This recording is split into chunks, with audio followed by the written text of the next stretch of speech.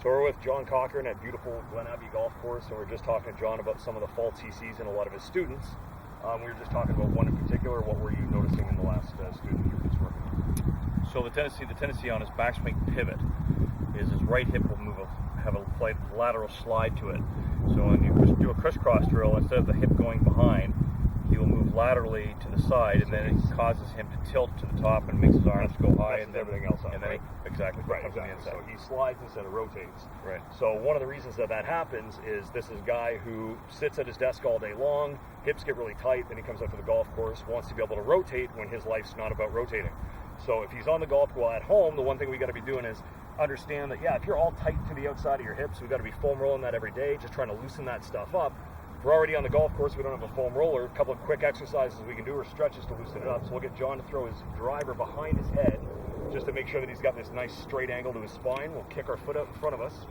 We're going to load up tall, and then we're going to hinge from our hips. And you're not going to have to go far when you do this. You're going to feel a massive stretch all the way up your calf and your hamstring. We're going to take the driver shaft off and put it around our hips. And then from here, we're going to keep that leg perfectly straight. We're going to start to rotate towards that leg, and you're going to feel this wind up super fast. You might even feel like someone's holding a lighter to the outside of your knee. That's going to stretch so hard. Then we're going to let that relax. Do that a couple of times, 5-10 seconds each. Good. And then we'll come out of that. And then as a quick swing drill, John can kind of get into his address posture. You do this in the gym with bands or weights, or if you've got a friend or whatever who doesn't mind getting hit in the head with a shaft, I can try to pull John into that slide, and John can start to make practice swings, or just do his lower body rotation drill, try to make an actual backswing. Good. So now I'm feeding his fault. I'm making him want to slide, and what that does is that's going to give John the feeling of what it's like to stabilize that hip and actually rotate around that hip rather than sliding his weight forward.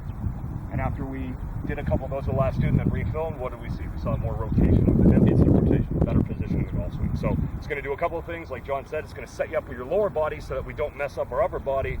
The other thing is if my mechanics are good, that means I'm transferring energy better, less low back pain. I can play longer and play better.